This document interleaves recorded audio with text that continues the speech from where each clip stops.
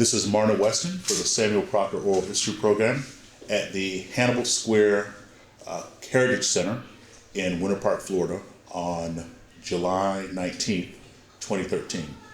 I'm having the honor to speak to Mr. Glover today. Mr. Glover, thank you very much for consenting to this interview. We're very appreciative. You're very welcome. Would you please, go ahead. No, I was just going to say, I feel good, that I was even considered for this. I really do. Well, we're honored to hear you've been here a long time, and this interview will help to document your relevance and significance in this community. So thank you for the interview again. Would you please state your full name and spell it, please? My name is Arthur Lorenzo Glover, and it's spelled Arthur, Arthur, Lorenzo, Lorenzo, Glover, Glover. Thank you. And when and where were you born? I was born in Winter Park in 1947, April 25th, 1947. And were you born in a hospital or born at home? I was born at home. Okay, and where was that home located? Right where I live now. There was an older house there. I tore down the old house and I built a new house there for my wife and my kids. Do you have any knowledge of the time maybe your parents told you?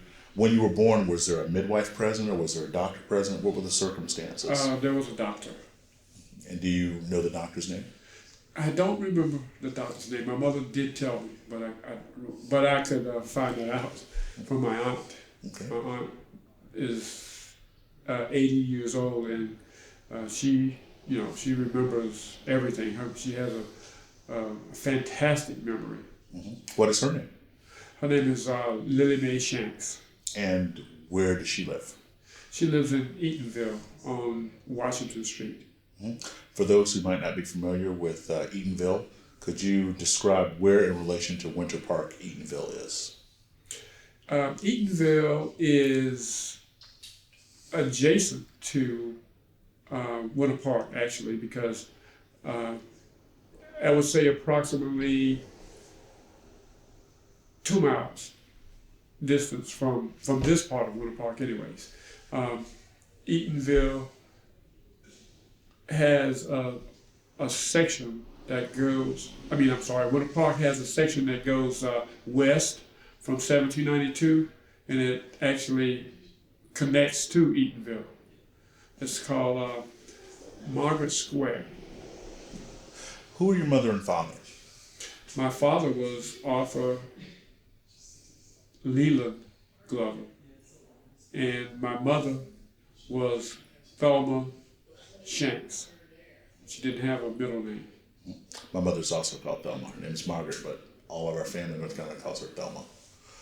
Do you recall your parents' dates of birth? No, I don't. My mother is 83 years old. She's 16 years older than I am. Mm-hmm. My father was killed in Eatonville when I was 14 years old. I'm very sorry to hear that. And I was the oldest child. There were 8 of us. I have 7 siblings. There was 4 boys and 4 girls. Could you tell the names of your brothers and sisters from oldest to youngest, please? Yes, I have a brother that's a year younger than I am. His name is Howard Leland Glover. I have a brother that's 3 years younger than I am. His name is Walter Lewis Glover. And then I have a sister. Now, should I be using my sister's married name? If you choose to, Okay. however you'd like to relate your story. All right. You can just give their first names if you like. Okay, I have a sister, Janelle, and her last name now is Bronson. She's an attorney that lives over in Windermere, and she's married to a judge. Actually, he recently retired judge, Orange County judge, Theodis Bronson. And I have another sister, a year younger than Janelle. Her name is Rosemary Webb. She has a daycare in Orlando. Then I have another sister after her who is Juanita. She also is an attorney. And after her, I had another sister. She was named after my mother. Her name is Thelma. And the last sibling is Jerome Warren Glover. He is the baby of the family, and I say he's had the most difficult time. He got addicted to crack cocaine when he was probably 19 years old, and he's been in one recovery program after another. Are you the eldest? I'm the eldest. So you feel a great deal of responsibility for your brothers and sisters? I used to extremely when we were in school, yes. Especially the loss of my father at age 14. My youngest brother was only 6 months old at the time. He doesn't even have a memory of my father. Mm-hmm. I know it's probably extremely painful to go back, but as you've mentioned it, I'd like to explore about your father's death a little bit. You didn't say he died, you said he was killed. Yes. So there's a specific incident involved. Yes. Would it be all right to share that incident? Okay. Sure. My father was killed. He got into an argument in a bar in Eatonville on a Friday night. I remember that it was a Friday night. My father and I were very, very close. He always told me that to understand that he had to be tough on me because I had all of these sisters and brothers, and he had to keep me in line so that they could see a pattern, so that they would have a role model. He told me that. And he told me that he wanted all of his children to be sure and finish high school. And I was in 8th grade when he was killed, but I remembered that, and I did everything I could to make sure that everybody, and all of my siblings did finish high school when we all graduated. Mm-hmm. It must have been difficult financially for your family after your dad passed away. Did you end up not going to school for a while and taking on a job, or were you able to continue with your studies and still help guide the family? Well, what happened was, and at the time, I didn't realize it. I had an uncle who worked in the orange groves. That was one of the main sources of employment for a lot of African American people back in those days. What was his name? His name was Wilford Wells. Mm-hmm. And he got me a job. My father was killed. I don't remember the exact month, but it was late winter because I had gone to a football game, and it was on a Friday night, and it happened later that Friday night because I woke that Saturday morning to sheriff's officers in my living room interviewing my mother. But anyways, my uncle got a job for me, and I started working that summer, and they paid me pretty much the same wages that they paid all of the adult males, and I think that was because they knew my family situation. So I had a same check that an adult male would have, and I brought it home every week to my mom. And after that, I worked after school at a restaurant. It was called the Villanova over on 1792. I worked in the evenings parking cars. So we did all right. And then my mother always had a job. She was always employed anyways. She worked at a graduation supply business called Bob's Cap and Gowns.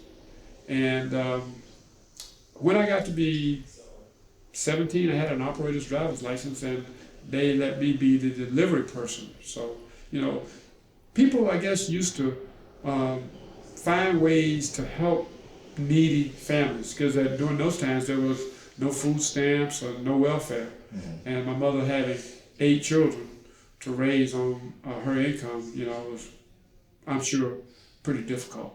But with the oldest son willing to work, it helped. Yes, and it also, I think, provided an inspiration for my siblings to work as well. Now, you and your mom were working to provide for the family. What types of chores did your brothers and sisters take on to help around the house? Well, my sisters learned to cook. They're all excellent cooks now. My brothers, my one brother started cutting hair. He had a pair of clippers. I don't know where he got them, but on Saturdays, he would be cutting men's hair and boys from the community, and he did well. Because back in those days, if you didn't really get out and find a way to earn some money, you wouldn't have it. Today, it's different. People get allowances and stuff like that. I never got an allowance. Well, not after my father. Everything I ever got after that, I had to work for. So from 14 until you retired, you were always working. I'm still working. Still working. Yes. What's your current career?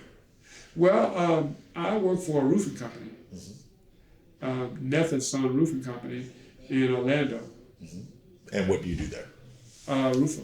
Okay. Could you describe, for those that might not know about carpentry or woodwork, what is it that a roofer does? Well, it's a commercial roofing company. So roofs only last in Florida, I would say on an average of 15 years, and you got to rip them off and put on new roofs. A lot of work is at Disney World. Right now I'm working at Disney World at night for Neff and Son Roofing Company. Can we go back to your earliest memory of education? What is your earliest memory you have, either informally or formally in a school? My earliest memory is I started school. There was a school right next door to this facility, right across the street, and it was Hannibal Square Elementary School. I started first grade. I don't remember the year. I had to wait. A lot of kids start school at 6, depending on when your birthday comes. But I had to wait until the next year.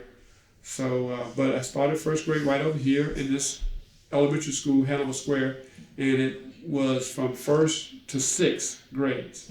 And from 6 to 12, you would go to Hungerford High School over in Eatonville. Had a bus that would transport us. Now, this is back when the schools were segregated, so all the teachers and all the students looked like you. Yes, everybody was black. Who was the principal? Mrs. Reed was the principal when I was at Hannibal. Okay, now you answered that really quickly. So what was it about Mrs. Reed that makes her so memorable? Well, Mrs. Reed was like a fixture in the community. She had been, I don't know when she started there, but when I started my first grade, she was there. And when I went on to high school, she was there. I'm not really sure at what point she retired, but Mrs. Reed was there until almost until they tore it down. Now they did build a new school. It was called Webster, and it's now a trade school of some sort. It's still here, still in existence. And what they did, they kept this school and they divided the population. Everybody from Canton Street back to Fairbanks would go to Hannibal, and everybody on the other side, on the north side of Canton, would go to Webster, which was a new school. Who was your favorite teacher in elementary school? In elementary school, my favorite teacher was Mrs. Wright. She lived in Orlando. And what grade and what subject did she teach? She taught art, and she would take me home with her on the weekends. I guess because I came from such a large family, but she took me home with her on the weekends, and she had a much nicer house than I was accustomed to, and I don't know what it was about her that, was just a really special person. She cared so much about all of the kids, and it was just like she was the mom that everybody wanted to have. Mm-hmm. Did she teach a particular grade, or she taught art for the whole school? She taught art for the whole school. Mm-hmm. And when Mrs. Wright, when you left elementary school, did you maintain contact with her as well? No, I didn't. I guess, you know, if I had an opportunity, if I could go back and do it over again, I definitely would. Mm-hmm. I didn't. So you graduated in 6th grade. Were you involved in any particular clubs or organizations that you remember from being, plays or student government or safety patrol or anything like that in elementary school? I was safety patrol. I used to have a white hard hat, and I had a belt that went across here, mm-hmm. and went across here. And at first I was just a safety patrol. It was give you a corner to stand on to monitor as the kids came to school in the mornings. And when the first bell would ring, we would leave and come to class like all the other students. And also, as a safety patrol officer, they would have a contest, and they would send 2 representatives to Washington, D.C. every year, annually. Mm-hmm. And we would go by train. Mm-hmm. So I was fortunate enough to make that trip twice. Mm-hmm. I became the captain by the time I graduated elementary school. Mm-hmm. That type of a trip must have really built up your opportunity for leadership and for seeing the nation's capital. What do you recall the most about those trips to Washington, D.C.? Well, what I recall the most is, what's most memorable for me is going inside the White House. It was just an amazement to me that it was so large, and it was so elegant. Mm-hmm. I wasn't used to anything like that. Do you recall who the president was when you went? I don't recall. Of course, we never got a chance to actually meet with the president, but we went. We had tours, mm-hmm. and we went to the Washington Monument, the Lincoln Memorial, went to the Pentagon. We went to the zoo in Washington, and it was amazing, because the zoo that I had ever seen was in Sanford, and it was it paled in comparison to the zoo in Washington, D.C. I understand that they have a zoo in I think it's San Diego, that's supposed to be better than that. But as a child, I was just tremendously impressed. Oh yeah, and the Smithsonian. Mm-hmm. We got to tour the Smithsonian Institute. Mm-hmm. And what do you recall about that? I remember the Declaration of Independence. Because we had studied it and everything, and it was just it made me feel very privileged and special to be able to stand there and actually be inches away from the Declaration of Independence. Mm-hmm. Do you still today remain in contact with any of your safety patrol or elementary school buddies? Some of my elementary school buddies, yes. Mm-hmm. For whatever reason, that's not something that's come up in conversation much, is the safety patrol. Mm-hmm. I don't think they even do that anymore. It doesn't seem. Maybe they do it sometimes. Is that patrol. Right? Yes, sir. And I went to Washington. Oh, they still did that. They had that program in place. Yes, sir. They still have it now. Wow, that's amazing. Mm-hmm. At my children's school, I never heard mention of it. Mm-hmm. Yeah. That's unfortunate. It was a really good leadership opportunity. I was so glad to get to go, like you, to go to Washington, D.C. and see Did you still places. do it by train? Yes, sir. From West Palm Beach, we took the train, went to Washington, D.C., and came back. Wow. Mm-hmm. Yeah, the train ride was very interesting as well. Mm-hmm. And actually, the farthest I had gone from Winter Park, Florida, before that trip was to Tampa. Mm. That's as far as I ever traveled. So that's the longest trip you've taken as well. Yes. As you think back on your life from just that one wee little experience, how did it help define your leadership? What is your definition of leadership? My definition of leadership would be an individual who has a mindset that they would be making administrative decisions for a group of people. That's my definition of leadership. Who are the leaders that you know and admire? Right now? Yes, sir. Well, first of all, it would be President Obama. And secondly, I would think that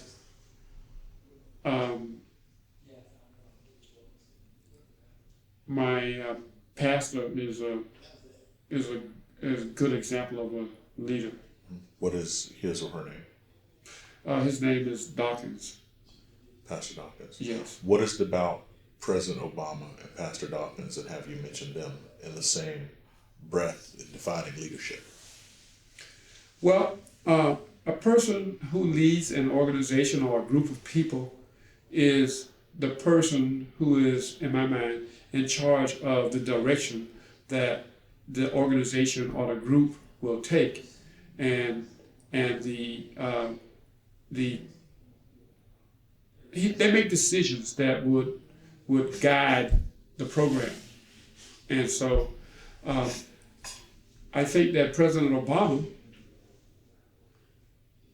is, first of all, the commander-in-chief, and then the next thing is, I think that he sets an example of a person who really tries to make decisions that are in the best interest of all the people, as opposed to a faction of the people. That's my personal opinion. And your pastor? And my pastor is, he is someone who tries to find ways that the church will feed the people of the community who are poor, the elderly people, and lend guidance to people who have stressful situations going on in their household. And he's just consistent and even-handed in selecting anybody for any kind of benefits that the church might provide. Without embarrassing you, but just to get a candid answer, if you feel like giving it, do you consider yourself a leader? And if so, why? Sometimes I try to be somewhat of a leader. When I was in high school, in my senior class, I was president of the student council. We had something called a student council. I don't know if they still have student government, but I was president. And it was, you were selected through a campaign that we would put on, and on Student Government Day, which we had every year, I was appointed to be the principal of Hungerford High School, which I thought was the ultimate position of leadership in a high school senior class. And also, I was the president of the band association. I was in the marching band. I was at one time the president of the yearbook committee. Our yearbooks only came out periodically. I want to say it was every 2 years school yearbooks came out. But anyways, in my senior year, I was president of the yearbook committee. What instrument did you play in the band? I played slide trombone. Okay. And what was it about the trombone that caught your attention and got you to put in the study and the time to do that well enough to be in the marching band? Well, I actually had a music teacher who was the band director. and he somewhat solicited me to join the marching band, and he suggested the trombone. What was his name? His name was William Boyd. And, for me, music was not my real passion, but I really enjoyed the camaraderie and the opportunity to perform in parades here in Winter Park. We used to have an annual Christmas parade. Well, they still have the annual Christmas parade, and our band was always participating. So, and the trombone, when we lined our band up, we were on the front line of the band. We're behind the majorette. The majorette, of course, preceded the band, but we were the front line after that. I'm glad you mentioned high school. High school in your era of going to school was from 7th to 12th grade, so you went for all that time in between. When did you know? First, could you please say again and spell the name of your high school? My high school was Hungerford, Hungerford, Hungerford High School. It later became, and it's currently, well, actually it's not a school anymore. It's not a functioning school, but it later became Wymore Tech. And I was fortunate enough to come back and teach a year at Wymore Tech. And I had my brother, my youngest brother, in my class. I taught masonry. That must have been tough to have your brother in the class. No, he was pretty congenial. And my whole class, I had a group of guys that would come in different sessions. And everybody, it was small classes, first of all, because I was teaching masonry. And there weren't a lot of people that wanted to, that aspired to be hard-working men. But I would have, I think, on an average of 10 students. But that was back in 1974. What are some of the principles that you had to teach for teaching masonry?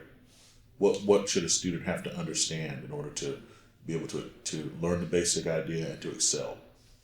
Well, it would start out with understanding that, the tools of the trade, and it did take some training to acquire the skill of taking the mortar and being able to spread it on the blocks, because the average time a person not being of that trade, when you scoop the mud up on the trowel, you turn it over, it falls off. So you had to really practice to do that. Had some really good students. I remember one student in particular, Frank Grant. He still resides in Eatonville and has his own business. Masonry? No, he wasn't masonry. That's a tough business anymore. It's kind of difficult, We have an influx of people that come in, and they kind of taken over that field. Yeah. Tend to do it for less, or just more skilled, more people willing to do it? They work for less. When I had my business, my masonry business in operation, when the construction industry was booming, residential and commercial, I had approximately I kept a crew of like 10 men. I paid masons $200 a day, and I paid the laborers $150 a day, and it was set up on a daily basis, more or less. Now they had masons when they built the arena, the new arena in Orlando. They had masons, I'm told, that were paid $10.50 an hour. That's a big decrease in pay. So that business kind of went away for us.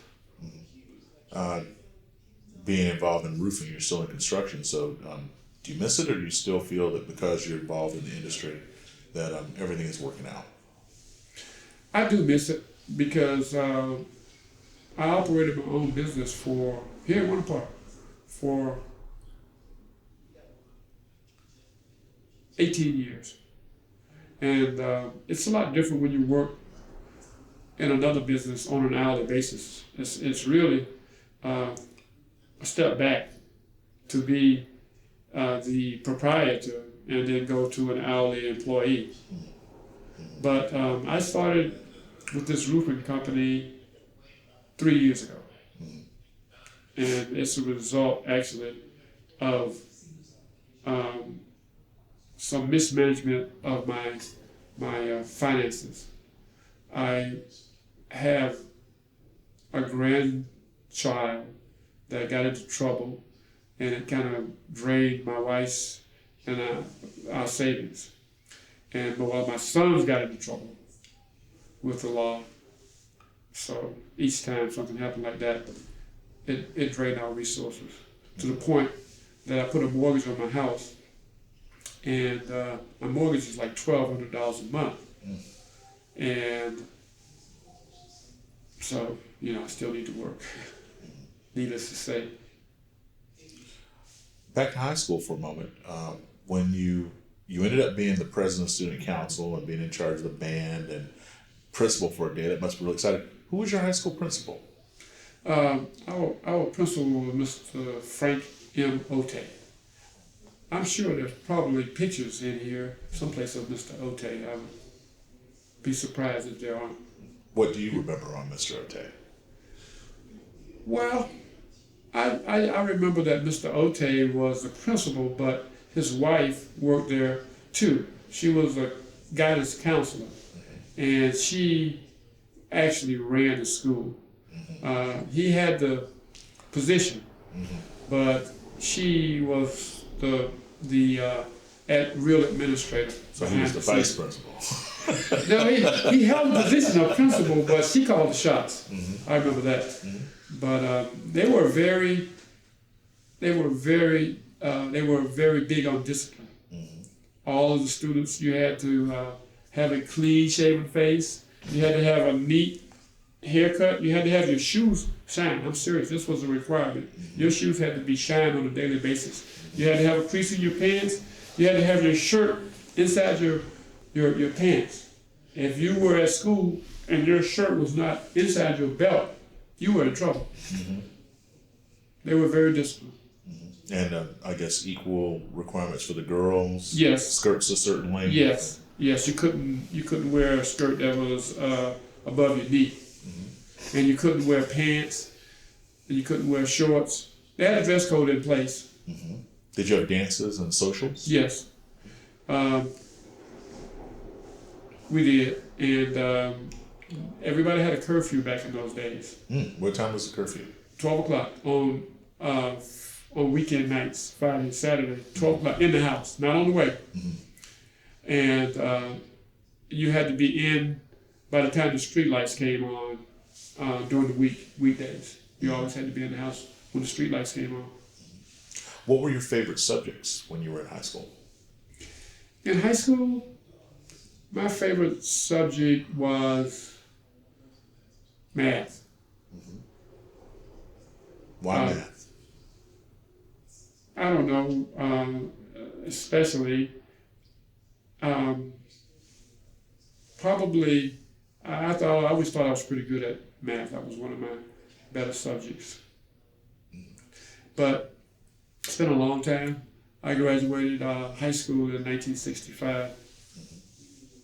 Was there a particular teacher that inspired you or gave you good direction in mathematics that you recall today?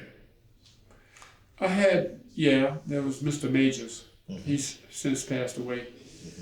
Yes, he was very articulate and very forceful. He was very short in stature, but I guess he felt the need to be assertive because of his small stature. That's what I always, now that I look back on, that's what I think.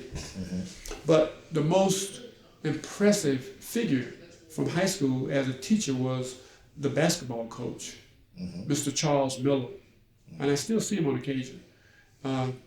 He was inspirational like a father for me since I lost my father. but he was very disciplined and strict as well. Mm-hmm. But I attribute any successes that I may have had to him. I really do. When I reflect, Mr. Miller was very inspirational. Did you play basketball? No, my mother didn't let me play basketball. She confined me to the band. I had her come to I wanted to play basketball.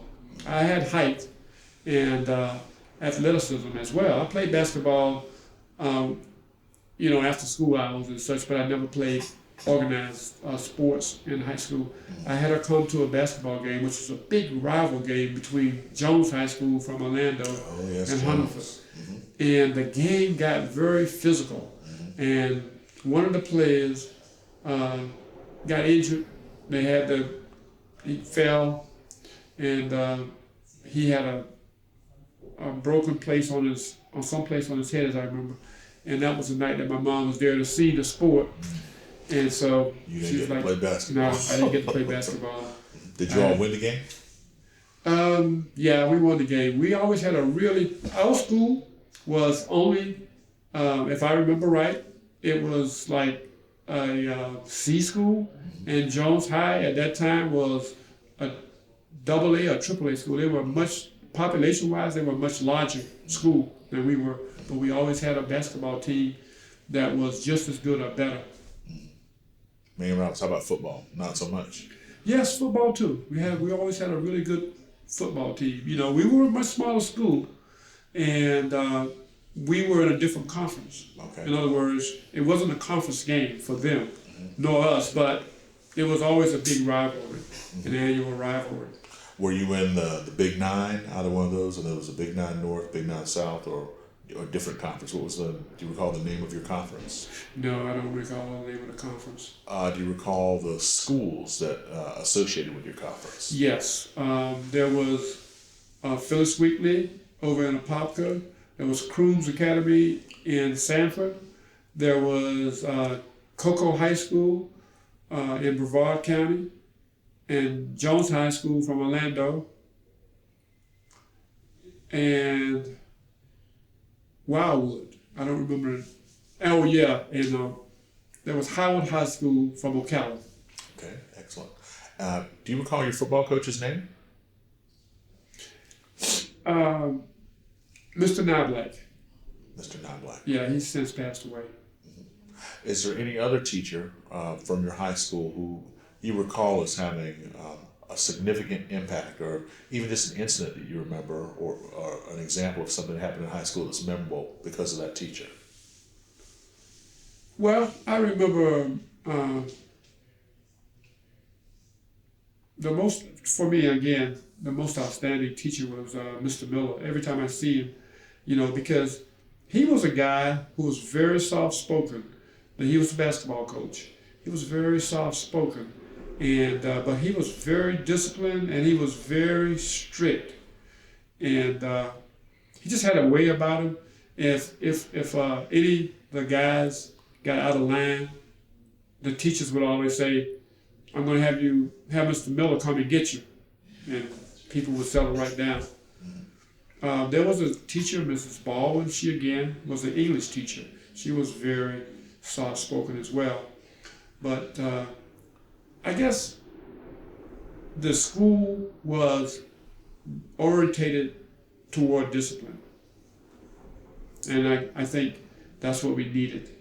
Do you feel that's different than what exists now? And was that an advantage in some way that you had that? Very different. They didn't expel you from school. You got in trouble. Well, I won't say they didn't. I mean, you'd have to do something that was unlawful, pretty much. They had punishments that they would give you at school. And one of the punishments was to go out and dig up a tree stump. They cut down trees. We built our own football field while I was at Hungerford. Yeah, and the stadium is still there. It's at Wymore. And it's still used today. I drive down Wymore Road in the evening sometimes and look out there. And we had the fundraisers that we put on and stuff. Because it was funded, the construction originally of the field was funded 100% by the people of the community. And that has lasted. And it's still there. And people still use the facility, even at night. You drive along the Santana and you see, it's not a stadium, but, well, I mean, it's not like the Citrus Bowl or something like that, like what you have at UCF. But it does serve a lot of, I guess, pop water football teams and soccer teams, even today. But we, for 3 years or so, we worked to build it. You know, we had to cut out the trees. We had the land, but it had pine trees growing on it. And that would be one of the punishments that would be given to people who got out of land. You have to work on digging out one of these tree stumps by hand with a shovel and an axe. So over a 3-year period, you know, a lot of tree stumps got taken out, and you had to do it, and you still had to do your work. What do you remember about your graduation year, 12th grade, and the anticipation of leaving the school? What was that like? For me, my senior year was very good. I enjoyed it a lot. First of all, I was able to be elected president of student council. I was still in the band. I was a senior in the band, and the senior members of the band, we had the best seats on the bus when we traveled. In my senior year, as I was president of the student council, I always wore a dress shirt and a tie, and lots of times I would wear a suit. So I felt I was a leader, and I had to conduct myself grade-wise. I was on the honor roll in the honor society, and I had to carry myself in a manner that would be exemplary because of the position that I held. Did you date in high school? I did. I'm married to my girlfriend of high school. I was going to ask you that. When and how did? What is her name? And where and how did you meet? Her maiden name was Sally Jones. She's Sally Glover now. She was a grade behind me. She was a junior and I was a senior.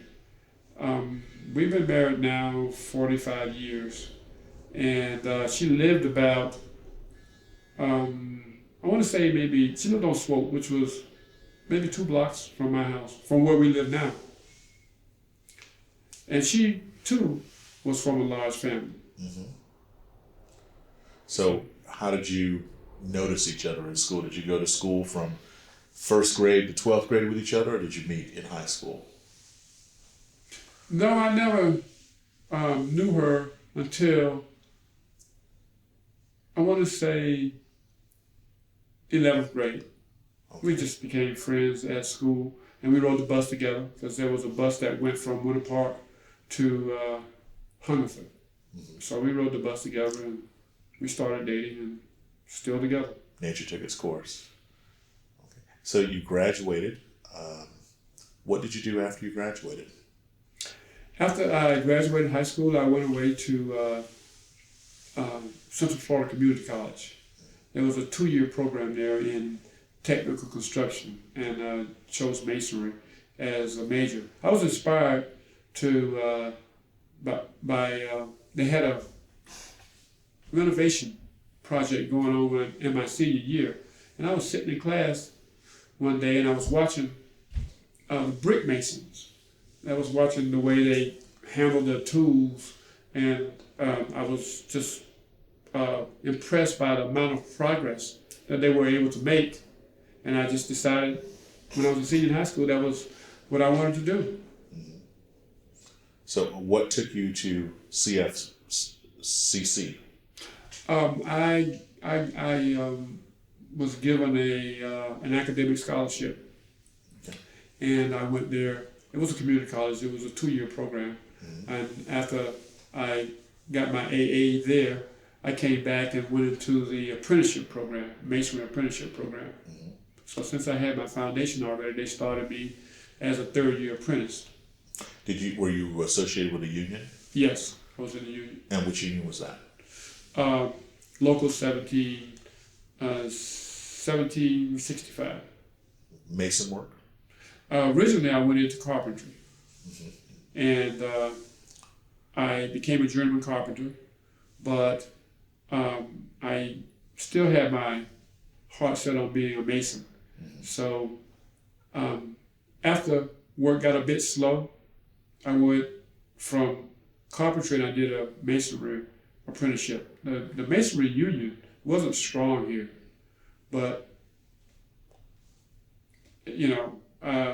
I worked at Disney World when they were constructing Disney World for maybe 2 years. When it opened, I went to work for myself. Are you involved, or have you ever been involved in any fraternal or other organizations, social organizations? No, I haven't, that I can think of right now. I played in basketball in a men's league we used to play right across the street here. Where'd your teammates come from? Were they just guys you picked up with, or you found some guys that we're gonna have a squad? Right, just guys from the community. I used to have a lot of trophies too, a lot of basketball trophies. That's what that would be your prize at the end of the season. There was a guy from my high school. He was a captain, I think, of the basketball team when we were in high school. He was a year behind me, but he was on my team, and then his name is Willie Richardson. He teaches. I think he still teaches. I don't know if he's retired yet over in Seminole County at a high school, Lake Branton. I think that's where he teaches. And I think he was the basketball coach at Oviedo High School at one time. Yeah, he was a year behind me, but we were good friends in high school. So you started your career, you're working as an apprentice in carpentry. How and when did you facilitate getting married and starting your family?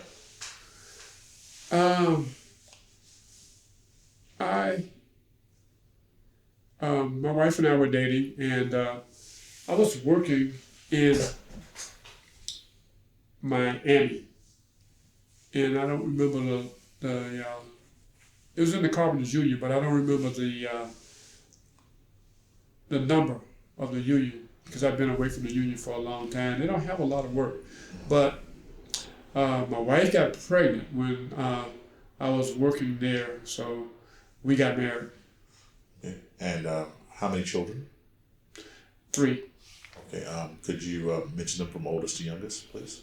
My daughter, LaShawn, Yvette, is the oldest child. She's 43. My son, Arthur Lorenzo Glover, he's the 4th, is the second oldest, and I have a son, Eric Wesley, who is our 3rd child. And you have grandchildren from your 3 children? Yes. Yes, I have grandchildren. Excellent. So you got married, you were working in Miami. Was this a traditional courtship? Did you have to go and ask your wife's father for permission? And I mean, how did all of that work, to get the courage to ask her to marry you? What was that process like? Well, actually, if I'm, being honest, like I said, I was away working in Miami, and my wife, she wasn't my wife at the time. She got pregnant, to be honest, and so it was the honorable. I felt we felt that, hey, it's time to get married, so we got married. And you loved each other. Yes, we've been together approximately 45 years. Where were you married? We went to Georgia so we could get married in one day. And I don't remember, it was at a Justice of the Peace in Georgia, someplace in Valdosta, Georgia, because you could get married the same day. And I don't think that was the case here in Florida at the time. You mentioned it was the honorable thing to do, and of course, times have changed, and there are a lot, there are more single parent families, and those are great families and everything as well. But I'm just curious, how do you feel about the difference in society from the time when you and your wife felt it's the honorable thing to go ahead and get married because there's a child, whereas today that does not happen as much? Do you see, how do you interpret that change in how the society is? Well, I don't think it's had a positive impact on African American people. The single family household, it seems, is more common than the husband, wife, and children. That's what it seems.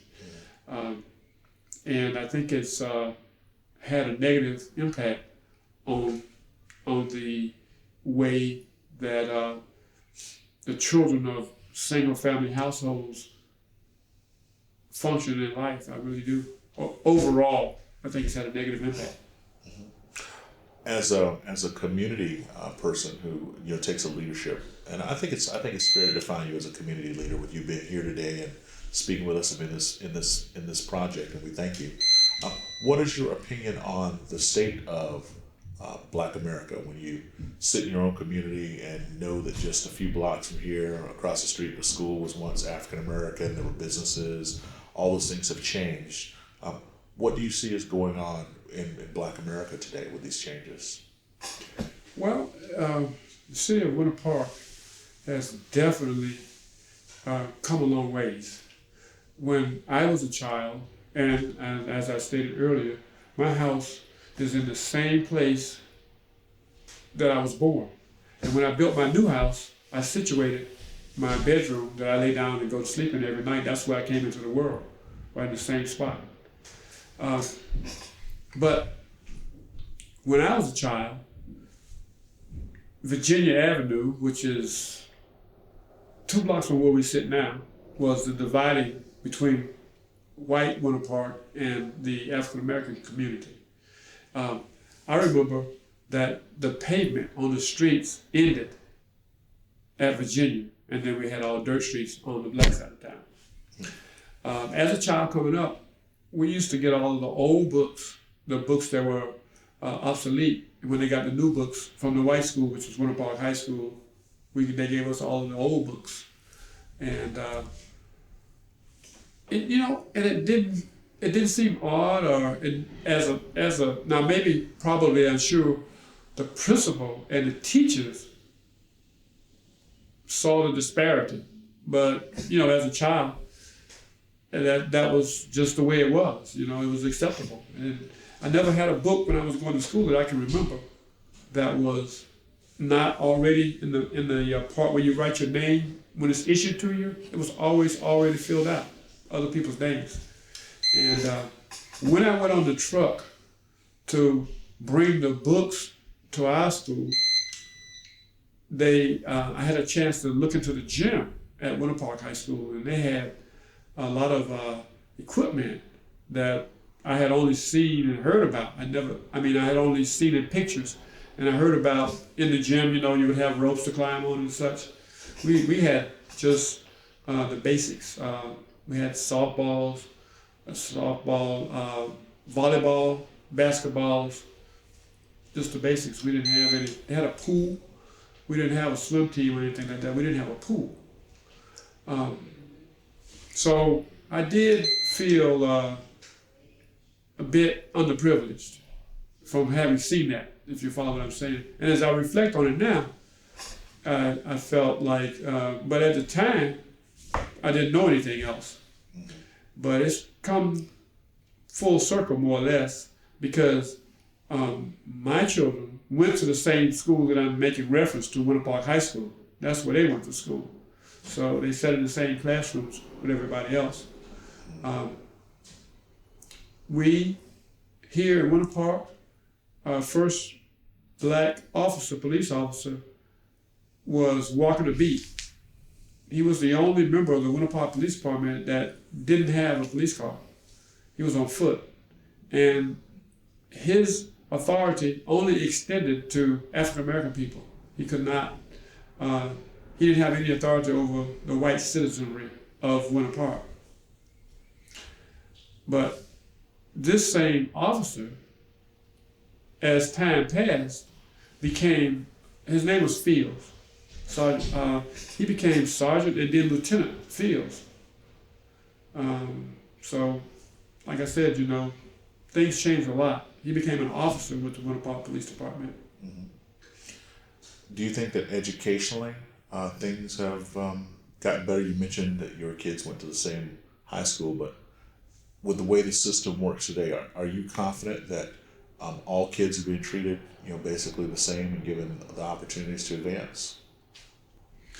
I would say yes, pretty much.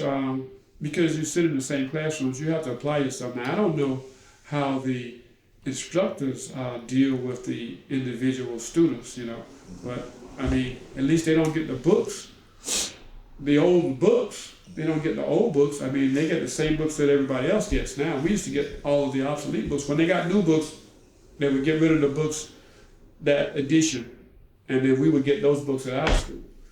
So when I went away to college, it was difficult. That's when I realized the disparity, because I was in the classroom, with white students, and before that, I'd never been in a classroom with white students. So I realized that the educational background that they had was superior to what I had received in high school. So I had to work twice as hard to keep up. Mm-hmm. I'd like to take you back to maybe some observations of some other things you may have noticed disparity-wise. In particular, mentioning because of what happened to your father being lost early on. Were you aware of, because of segregation and the way the laws were when you were younger, of differences between people or things that may have happened to people because they were in the wrong place at the wrong time, maybe in a white area being black, or not being given equal treatment at a store or a bank with a bank loan, or anything like that might relate to the difference between how we have integration now and how prior we did not have integration. Were there things that stick out in your mind? Well, right off the top, I would say I remember when you would go into a store, they would have a drinking fountain that would say white and colored. And the water in the colored drinking fountain was just regular tap water. And the water that came from the fountain that said white only, it had cold water in it. So if nobody was looking, when I went to the drinking fountain, if I nobody, I'd look around like this and I'd get some cold water to drink. That's the one thing right off the top I remember. Now, like I said, the police officer that we had in our community did not have any authority over white people. So when a white person was intoxicated, they would, if they were raising sand or something, they'd tell him, right in front of everybody, you don't have no authority over me, stuff like that. I thought that was kind of shameful. I remember as a child here in Winter Park, I went to work, and on the way home, because I was working for a white lady off of a street called Fletcher Place that runs off of Aloma, and it's probably 3 or 4 blocks from Lakemont. I don't know if you know where Lakemont is, but the hospital, Winter Park Hospital, is on Lakemont Avenue. So it's a pretty good piece. But anyways, I went over there to pull weeds from her yard, and on the way home, I stopped downtown Park Avenue. There was a drugstore there that had a lunch counter, and it was in the summer months, and I must have been 10 years old or so. I stopped and I went to the counter and I ordered a Coke. So there was a young lady working there, and she brought me a Coke. And she was probably just in a summer job too, I would think, because she was very young. So as I was drinking my Coke, the manager or the owner, proprietor, he came from someplace in the back. He saw me at the lunch counter with a Coke. And he came around, he was irate. And he picked me up, put his thumbs in my ears, and picked me up by my ears and carried me to the front door and threw me out on the sidewalk. He brought my glass. He broke it because I drank from it. And I didn't even know what I had done. So I went home and I told my mother, and she begged me, pleaded with me not to tell my father, which I never did. So, that's, I think, one of the things that I remember that I thought was a disparity. I'm sure it was a disparity. Because like I said, I was maybe 9 or 10 years old, and I didn't even know what I had done. And I guess the girl didn't know any better than to serve me. I'm sure it must have been a policy that it was for white only. And I had inadvertently, unknowingly stepped over that boundary. And also I remember that they had a restaurant. It was called the Golden Point. It was the first fast food restaurant that I'm aware of in this area. And we used to go there, and we had to go to the back door, and we would knock to the kitchen. If we wanted to order something, we couldn't go inside. I remember that. And we would place our order, and they would prepare it and bring it to the back door, and we would, take it, and they had a counter inside that you could see in the glass. People would be sitting there. And, but anyways, that's the way we would get our, whatever we would purchase from the fast food restaurants. You had to go to the back door and knock. Now, as you got older, certainly probably in the early 60s, you must have been aware of the Freedom Riders and some of the things that were right. Changing and taking place. What type of thoughts did you and your family have about those changes as they were taking place when you saw those early shots on television? Right. Well, you know what? Here in Winter Park, I don't remember there ever being any demonstrations or anything like that. I saw it on TV at night. Come over the news. They would put dogs on people and they put fire hoses on people. I watched all of that from the television. I don't remember there ever being any demonstrations here at all. Mm-hmm. I never was aware of any. So, were there ever any acts of violence against anyone because of color that the community knew about and maybe would respond to? No, not really. From time to time, the Ku Klux Klan would burn a cross, like across from my school. I remember they had a cross burning once. Across from the school, across the street, right here? Yes, right over here. So you saw a cross burning? Yes, but I didn't see who made the fire or anything like that. I just, I heard about it, and they said, there's a cross burning. I went down and I took a look at it. That's been a long time ago. And I don't even know what it was about, because I never saw a Klan member like in white sheets and all that kind of stuff. I'd never seen that. How did you hear about that incident of the cross burning, though? Was that come through the grapevine? Yes. People, just talking. Do you remember feeling any particular way when you saw it or heard about it? No, I haven't ever really experienced much in the way of like fear of the Ku Klux Klan or anything like that. The police department used to be very prejudiced, I would think, because at a point, I don't remember what my age was, but I was an adult, a young adult. I had a big afro. And this was during the time when the athletes in Germany, in the Olympics, 1968 Mexico City. Yeah. Oh, was it Mexico City? Yes. They raised a fist. Black Power fist, yes. Black Power fist, yeah. And so I had a big afro. I used to wear a big afro. And really it was not in relation to that. It was just the style. It was the trend. And that's a natural. That's what we used to call it. Yeah, we get it all plaited up, and I take my hand out. I had big hair, like this big, no joke. And but anyways, I'd be driving my car, and the police would stop me all the time, and they put the blue lights on, pull me over the side of the road, and come up to the car, and they wanted to look inside my car, and I'd say, "Why are you stopping me?" because you fit the description of somebody that just did this and somebody that just did that. And this would happen like twice a week for a long time. So I finally just cut my hair. I figured out, I said, because even when I was just driving down the road, if I passed a police car, they would always look real hard at me. They would peer in. So I finally figured out it had to do with my big afro. That was when the Black Panthers were vibrant and in the news. Mm-hmm. So I eventually cut my hair so that I didn't look like somebody who would be associated with that particular element. How did that make you feel to have to make those changes to not be harassed by the police? How did it make me feel? I really used to kind of take all that kind of stuff in stride. It was just the way it was, It seemed to me, growing up here in Winter Park, it's like everybody knew their place. So like I said, we never had any demonstrations that I can recall in Winter Park. Everybody just kind of knew their place. And we all got along.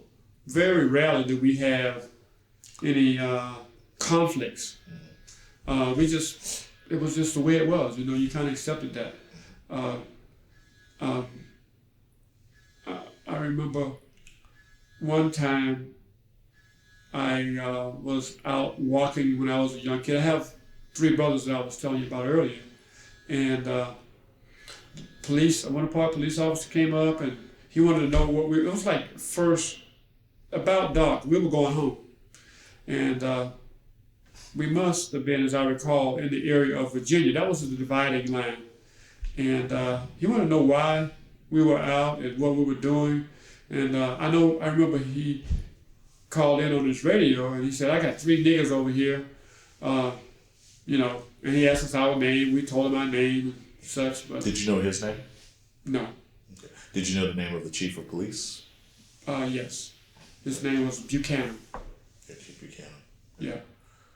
This knowing of one's place, how did that get transferred or communicated? I can understand Virginia ended, and it wasn't paved, so you know not to go past this spot. But did you have conversations with family or friends or ministers? I mean, how did people know, the way to act to avoid,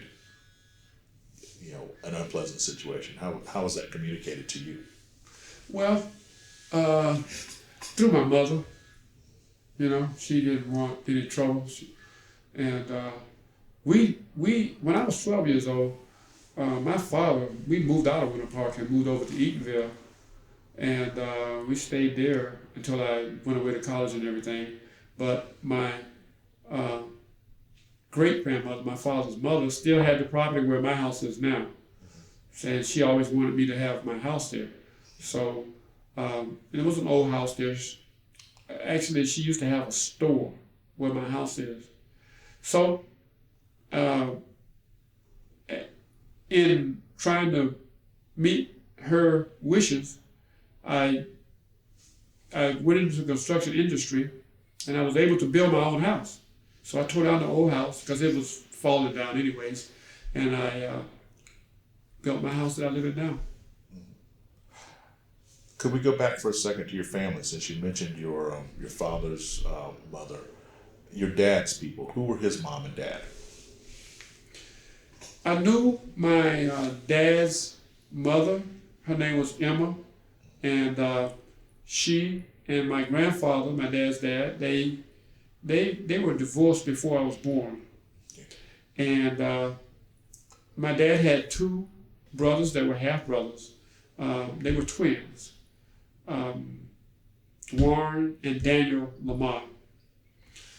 Now, I never knew my dad's dad. He had passed away long before I was ever born. But his name was Arthur Leland Glover. And there was a lumber company called Cumber Lumber Company. And this man must have been about close to 80 years old. Cumber? Cumber. C-U-M-B? No, K with the K. Cumber with the K. K-U-M-B-E-R. Cumber Lumber. Okay. And they were in Pennsylvania, right across the railroad tracks. And I used to go in there because I did construction pretty much all my life. And I would go in there to buy materials. And once he knew what my name was, he said, he he said, your grandfather used to work here. And he would tell me different little stories about my grandfather. I never knew him. And This is a black man or a white man? this was a white man. Yeah, and he was cordial with you. He was friendly. Yes. Okay. Yes, very much so. Because my grandfather used to work for him. And but I don't know a lot about my dad's dad. I never met him, of course, because he was deceased before I was born. And when I was a child, before my father was killed, he was, I thought, the greatest person I ever knew. My father was. And my father I have his discharge papers, his honorable discharge from World War II when he was in the United States Army. And it says, Arthur L. Glover, 526 Garfield Avenue, which is my address today, 1945. So that's heartwarming for me. Sometimes I just take it out just to look at it. I used to have, but as a child, I didn't have enough maturity to retain it. But I had his helmet that he wore when he was in World War II. And I used to have his rifle. He brought them home from World War II. But there again, like I said, my maturity level was not developed enough that I had kept them. But I used to have them. I remember having them because they were in the house. Do you know where your dad served? What parts of Europe or the Pacific that he was in, that he saw when he fought? He was in Germany. He told me that he went to Normandy. He told me a story once. He said that they were my father was in the artillery. But anyways, the place where he was, they were being shelled. And they had a little shovel. I used to have a shovel too. Little shovel that they used to dig what they call a foxhole. And he said that he had dug his foxhole. Something happened and the soldiers up front had to retreat. And this guy got in the foxhole with him. He said that they were shelled for like 2.5 hours. And, he and this white guy were in the same little confined space for those 2.5 hours. And, but the military at that time was segregated. I remember him telling me that story. So, after they didn't get hit, the guy acted as though he didn't know him. After that, they didn't speak, which I thought was strange. Yeah, it puts the test to that old thing they say that there are no strangers in a foxhole. But then dad had a situation where he was a stranger in a foxhole. Yeah, I guess. I never personally was in the military. When I graduated high school in 1965, the Vietnam War was raging. And I was off to college, and after college I taught school at Wymore. Well, yeah, they had changed Hungerford to Wymore.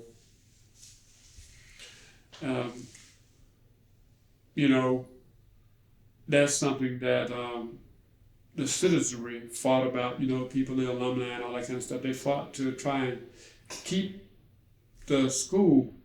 I see that happen still. People have alma maters but people, I guess, have a tendency to resist change. But schools are something that have to be periodically updated in order to be in tune with technology and everything. So if people could really think about it, it's just a course of nature. There was a big, they had meetings. I didn't really go to them, but I remember they had meetings and articles were written and such to try to keep the Orange County School Board from changing our alma mater from Hungerford High School to Wymore Technical School. But in the end, it became Wymore Tech, and they closed the school. But there are certain overheads and everything that have to be met, and so we have to make changes. And if you really can look at the big picture, I'm sure it's in the best interest of the students. Your father's mother, are you aware of who her parents were? My father's mother, no, I have no clue. Okay, how about your mom's parents? Who are they? My mother's father was Walter Shanks, my grandfather. I knew him very well. He was in my life. He was 93 years old when he passed away, and he and I were very close. He lived in Eatonville. That's what brought us to Eatonville. I knew his sisters, my great uncles and aunts, because kind of, I have a memory being the oldest child, but they were older people and passed away. But my grandfather, he lived to be 93 years old, so he was an old man. First truck I ever had, he sold it. What did he sell it to you for? I don't remember the dollar amount. I just remember that it was a green Chevy with a 3-speed on the column, and he wanted me to have it. And he told me, he said, well, I went to Maitland today, and I couldn't remember why I went there. And he said he was puzzled as to why he was in Maitland. So he said it's time for him to stop driving. And he said, I want you to have the truck. And that was the first truck I ever had. You still have it? No, I don't. There again, I didn't have the maturity, the wisdom to retain items like that, Well, I got pictures of him, and I have a lot of memories, but I had a sweater I kept for a long time that used to be his, but I don't even have that anymore. You said that you remembered his brothers and sisters, your great aunts and uncles. What were their names? I had an uncle who was a cripple. He was Uncle Rufus, Rufus Shanks. Polio? I don't really know what caused him to be crippled. I just remember he had crutches. And but they were from Waycross, Georgia. And I remember Uncle Rufus, and he had a sister. Her name was Fannie Lou, and he had another sister. Her name was Daisy, and I remember that my Aunt Fannie Lou was married to a guy named Early Taylor, and they used to live in this next block here. I remember that as a child. Now I have an aunt. Her name is Lily Shanks. She's really up on all of the family history from my mother's side. Do you still have family reunions, or do you Yes. have time with those cousins and everybody? Yes, we have an annual one that's held in the cafeteria at Wymore Tech School every year at Christmas time. Your mother's father's people, do you know anything about them? So your great-grandparents. My grandfather was biracial. We do have, my sister has a family tree, and that information is in it. Okay. I guess I'm not as historic as I should be, because I don't even have a copy of it. I have seen it, and at family reunions, I've seen distant cousins and such, but I haven't really kept a real good line of communications with them. We talked about President Obama earlier a little bit, and we talked about leadership, and you identified leadership qualities you saw in him. What do you think about Barack Obama being president of the United States? I guess 2 parts. Did you expect it to happen, and what do you think about it? I never thought that there would be an African American president in my lifetime. I didn't think that. I thought for sure that Hillary Clinton would have become the first woman president, and sometimes after that we would have an African American president. I think there my feeling is that it really shows how as a nation we've changed a lot, because there's no way, given that African American people make up like 12.8% of the population of the United States, there's no way he could have become president with just the black vote. So there must be a lot of white people that saw leadership qualities and had confidence in him in order for him to have become president. I really kind of think that he became president at a time when it was really Hillary Clinton's time. That's what I thought. I was very surprised. He seemed to come from in the distance. I thought that maybe next term would have been his. That was my thinking. Would have been his chance after Hillary. That's what I thought. I was all set to vote for Hillary. Do you think that his family background, there was a lot of information about his grandparents who raised him and his mother, that was a big part of the story. Do you think that made him more accessible to a wider public instead of just African American voters? Might that have played a role? I think that's difficult for me anyways. I mean, yeah, I think that could somewhat, a little bit, but I think it was more that the basic establishment of the population here felt that we've always had older white men in the office of president, and so this was an opportunity to be a breath of fresh air, more or less. Let's give a younger, different ethnicity an opportunity to see which direction we can go in. That's what I think.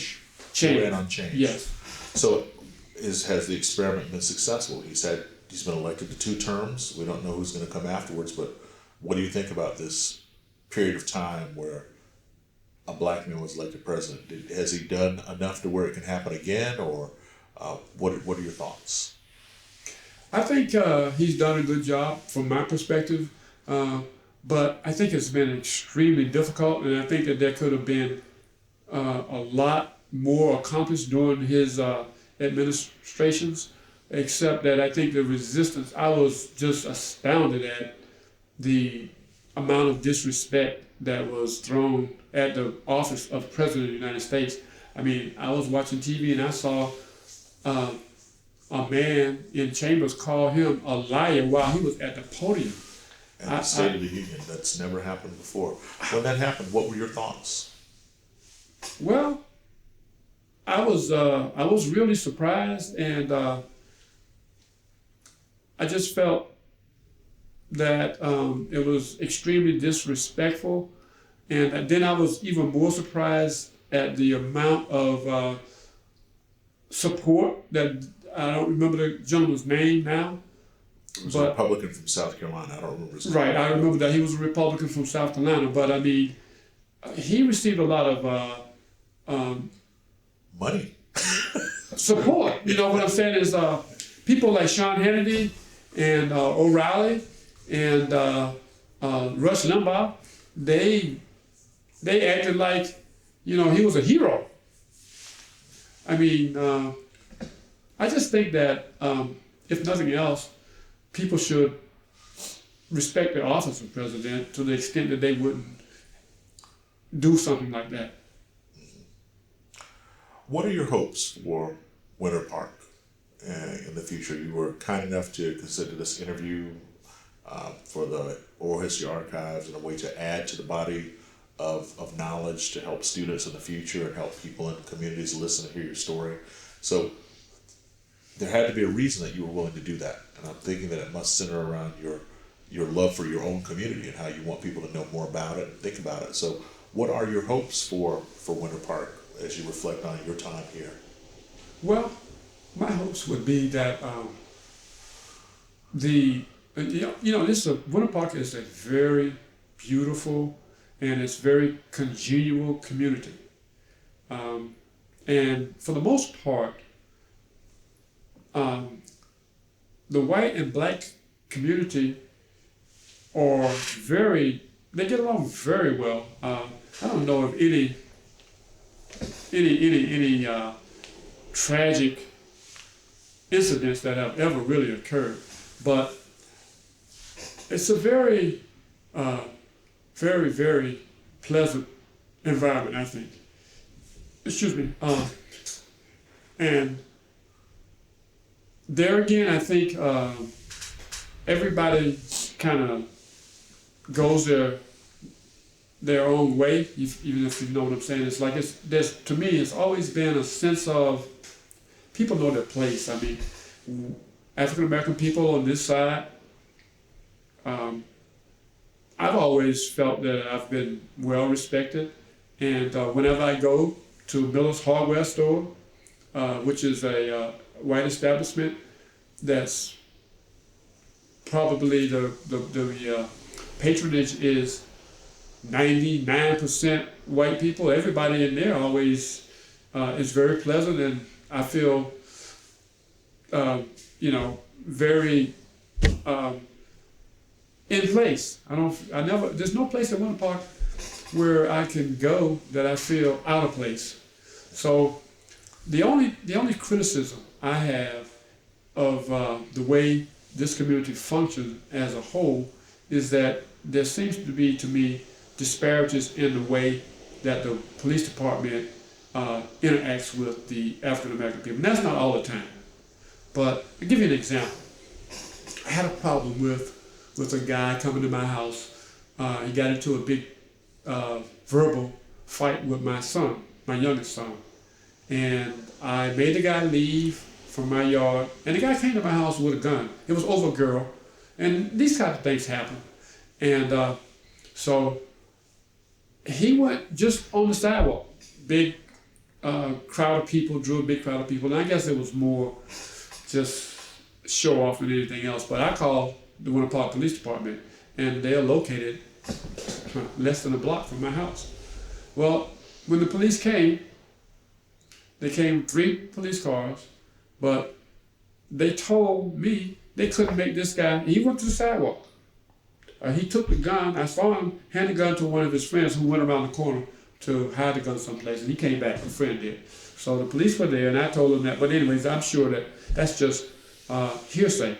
But, he was standing out there, he was ranting, raving, and cursing in front of my house.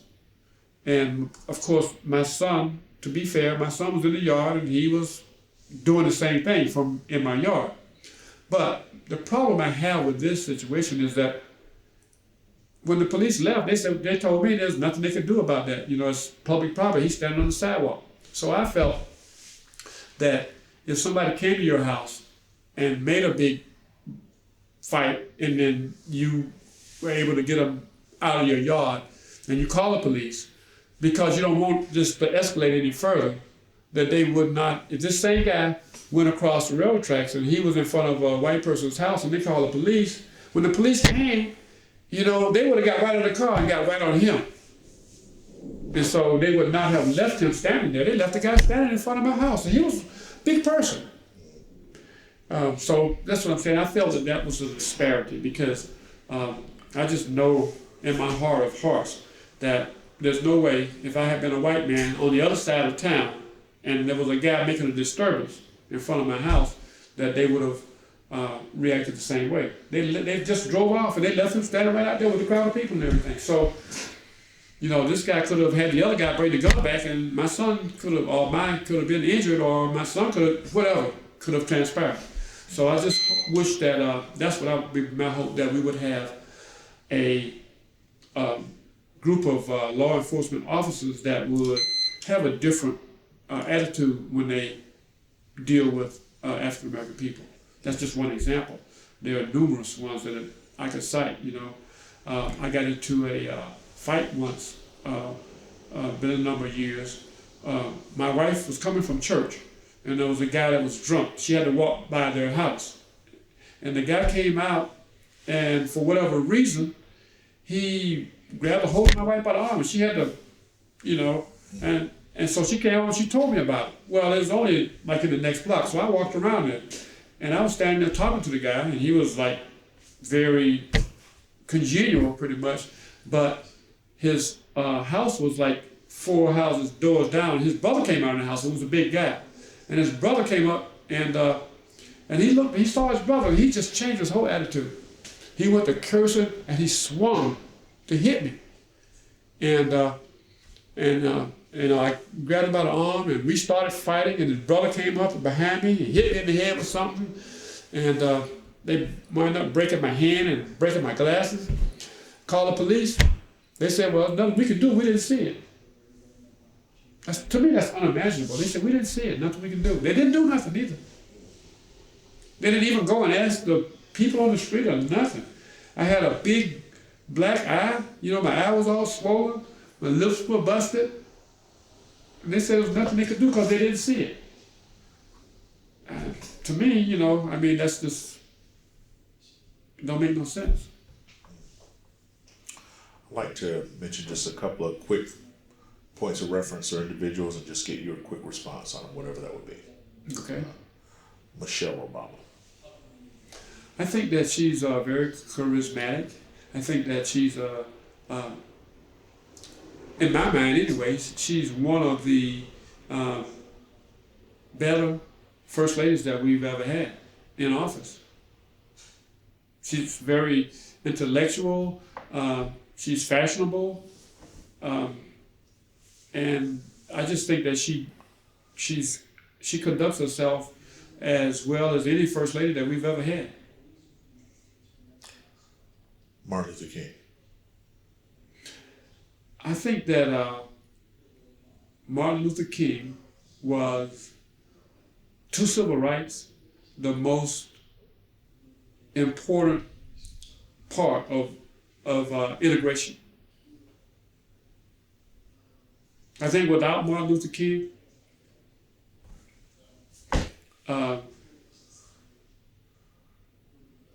we would have been in a much different place today, and it would not have been favorable, the place that we would have been to African American people.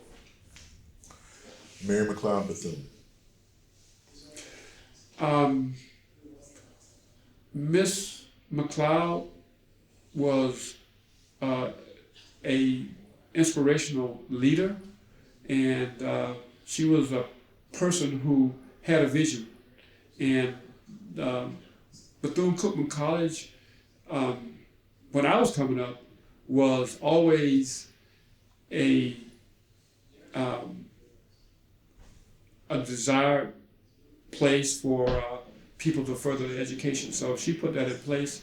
So I think that she was one of the black people in Florida.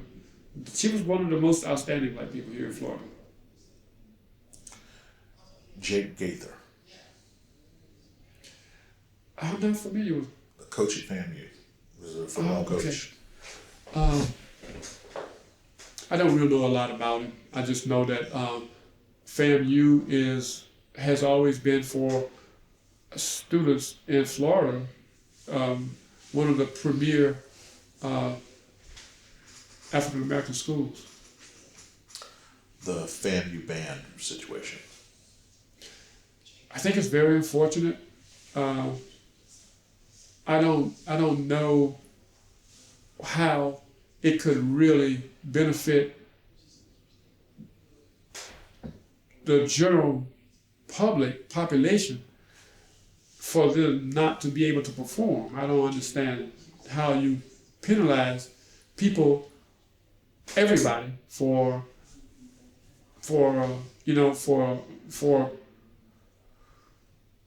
misconduct of a certain faction. I don't see how you penalize everybody that way. I think that's not fair. Like it wasn't fair to Penn State to punish all of the football athletes, for the actions of a few people. It just don't seem right to me to punish everybody. Many people who were part of that knew nothing of the problems that existed, even like the hazing. I'm sure it just don't make sense to me that you would punish such a renowned school as Florida A&M marching band is for something. Now, it was wrong, the hazing, but I think the punishment did not fit the crime. I think when they go after people who were, after the investigation, when they go after the people who actually were the perpetrators, I think that's the way that should have been handled. I don't think they should punish the whole entire school for a number of years. Rick Scott. Rick Scott, to me, is, he's, to me, the worst governor that the state has ever had. He is set back a lot of social programs, and I don't understand how a person who came from a poor upbringing could take the position just because they have money now, could take the position to try and curtail programs that are put in place to help people who are less fortunate financially. I just don't understand how that happens. Someone who could spend $77 million of their own money in a campaign and then go right on to the insurance program provided by the state, I'm not able to relate to people who have that mindset. Hillary and Bill Clinton. Under Bill Clinton's administration, the industry that I worked in, which was the construction industry, flourished. If it were possible, I would have voted for a change in the law to let Bill Clinton do a third term. I think that Hillary Clinton would make a good president for the United States. That's what I think. I think that, and politics in the United States to me is divided. You have Republicans and you have Democrats. From my perspective, the Republican Party is in place to try and institute policies that benefit the wealthy people in the United States. Now, I saw something in the news the other day that said that people who earn an income of $50 or $80,000 down, their wages in the last 10 years have only risen by 20%.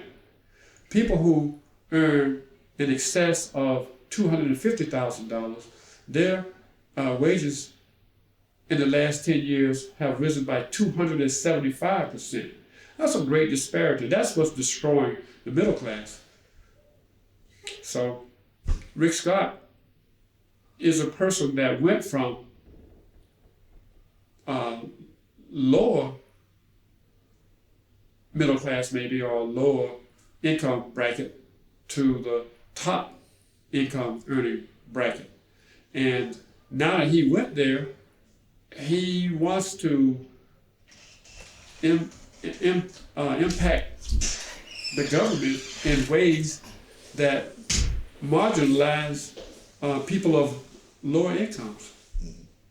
This may take longer to answer because this is, the question of the moment right now in our country. But so it doesn't have to be a short answer. It's however you want to articulate it. George Zimmerman, Trayvon Martin.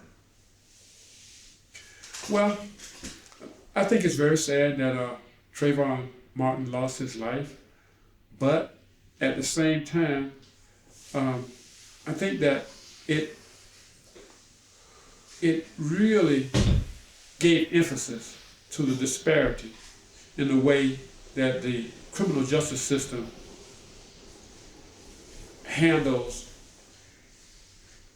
African American people and white people. That's what it seems to me. For me, I was not surprised at the verdict. When I saw that they had 5 white women and 1 Hispanic woman, my first statements were to my wife, there is no way that this jury will find George Zimmerman guilty of anything, because first of all, the Hispanic people really stick together more than any other race of people that I'm aware of, which is not a bad thing. I don't think that's a bad thing that they stick together. But I didn't think that before that lady would have voted him guilty of anything, it would have been, if it took a unanimous decision, it was never going to happen. They would have had a hung jury. That's what my thinking was. Now, I think that for whatever reason, there is a fear in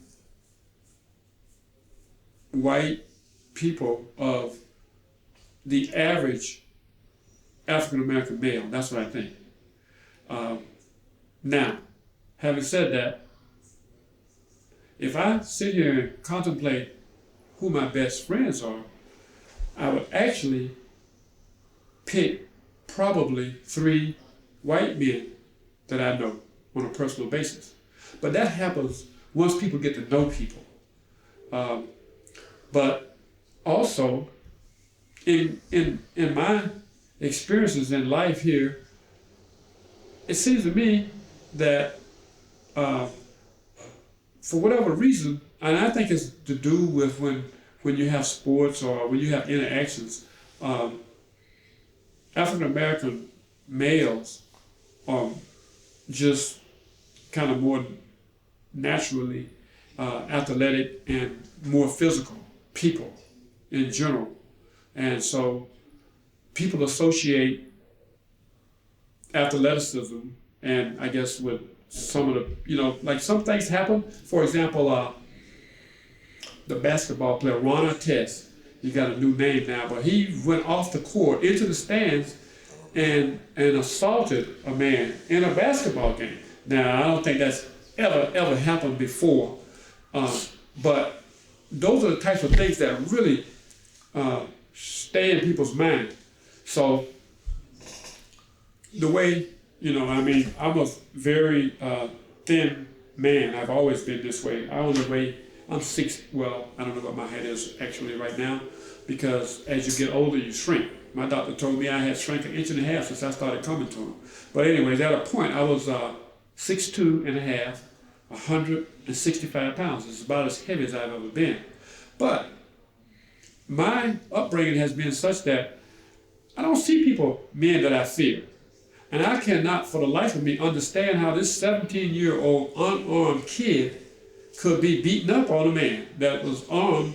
And I have seen it said in the news that he was in some sort of a kickboxing class for 18 months, Zimmerman. So, I think this is what my dad told me when I was a kid. He said, understand this. He said to me, when you have a conflict with a guy, you make your mind up as to whether or not you're going to fight. And if you're going to fight, you make sure that you don't let him hit you first if you're going to fight. He said, but if you surmise that you aren't going to be able to hold your own, you get out of there, you leave. So it's difficult for me to comprehend that a man who outweighs a 17-year-old kid by 60 plus pounds would be beat up. I mean, I can't accept that. It doesn't compute. Especially if this man is the initial aggressor, if he chose to follow somebody. But having said all of that, I think that what we really need is to find a way to have more interaction between the races. I think that's the real cure. Because, like I said, if I were to sit here and try to think of who my best friends are, it'd probably be 3 white men. And so that says a lot in and of itself. But once white people, this is my perspective only, once they get to know you, they don't really see color in you. It's like Michael Jackson, you know. I don't think white people really saw him as a black man. So, and I think in conversations, I've talked to a lot of men and I perceive, I've seen them. I mean, I've had conversations, they look at a guy and say, whoa, I wouldn't want to have any trouble with him. You know what I'm saying? I never see men that way. I'm a little guy, but I never see any man that really causes me to be in fear or, I don't know. So I think that's where the real problem lies. And I think there needs to be a dialogue where people could really be honest. Because I just don't see how people can say that if Trayvon Martin had been white, it would have been the same thing.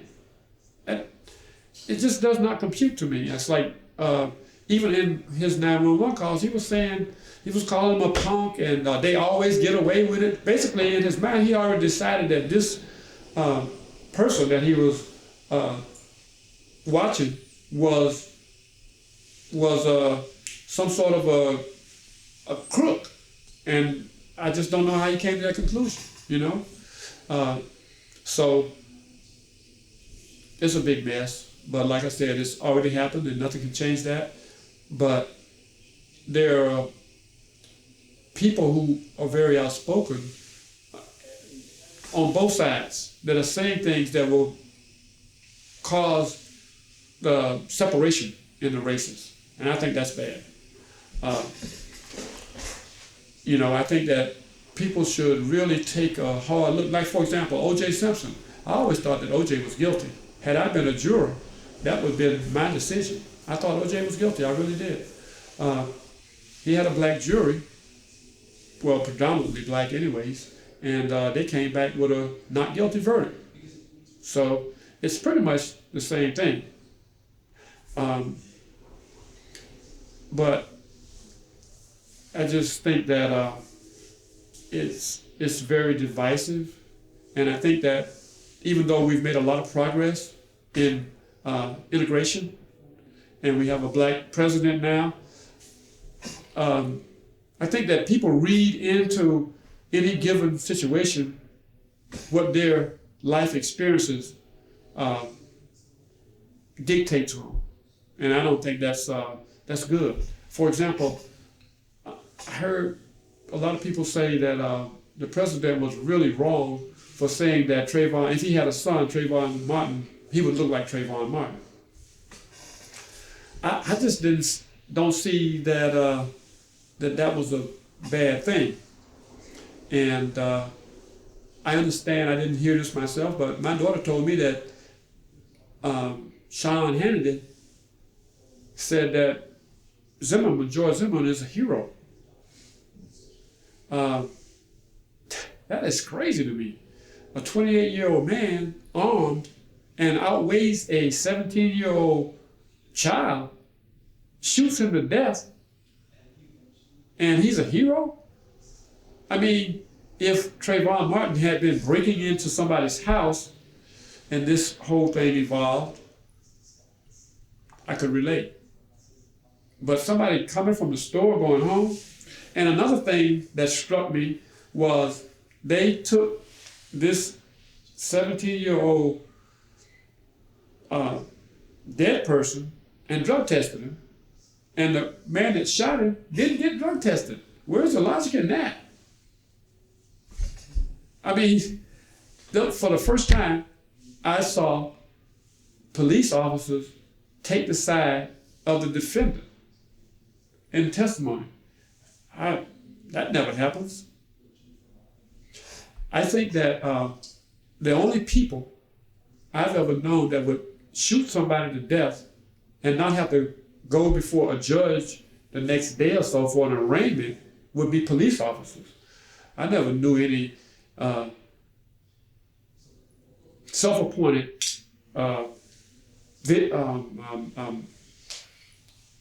neighborhood watch person that could shoot somebody and kill them, especially a minor, and go home that night and get in his own bed. It's absurd.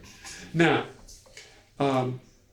also, I think that there was no way really to to really prove second-degree murder with the evidence that they had. I don't see how that could have happened either, in all fairness.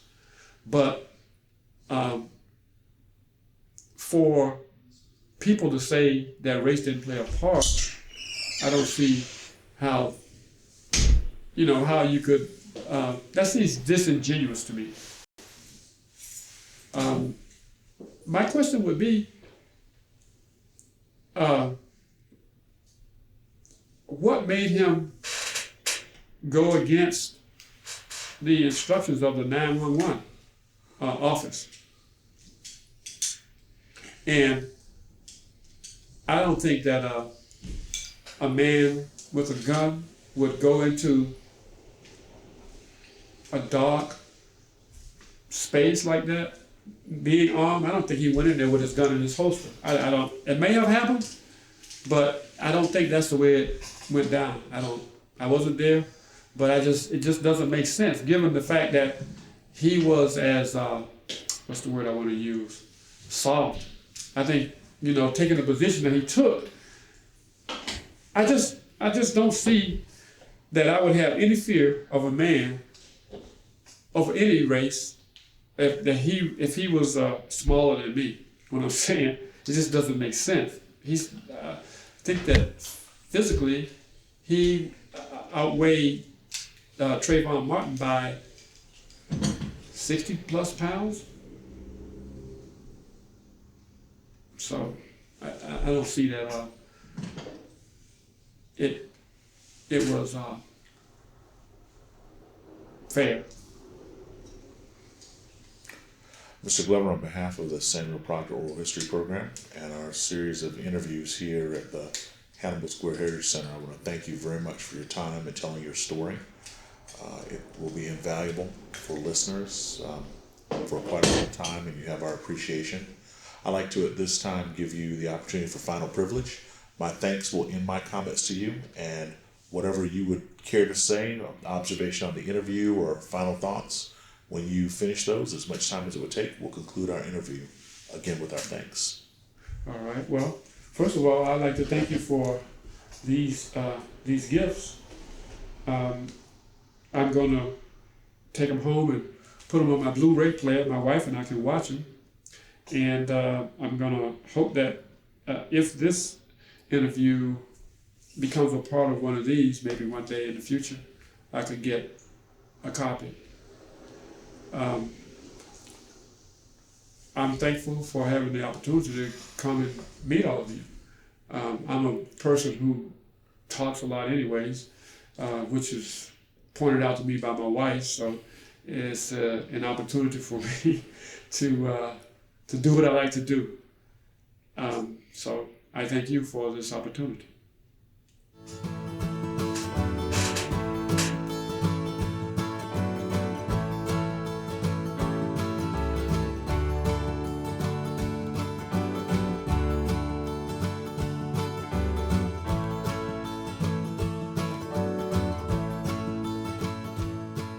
Principal when I was going to school over there, when I was in elementary school.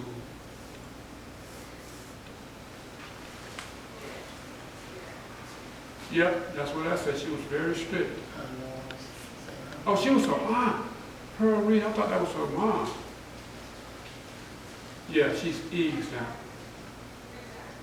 That's Pearl.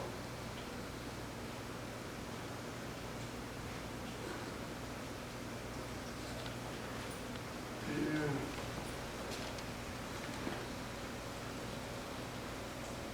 Miss Reed was older than that, though. my memory of her was when she was older, because she was the superintendent of the Sunday schools here at Ward Chapel. And so she was older than this. This is a younger version than Curtis, what's up, buddy? than my memory serves.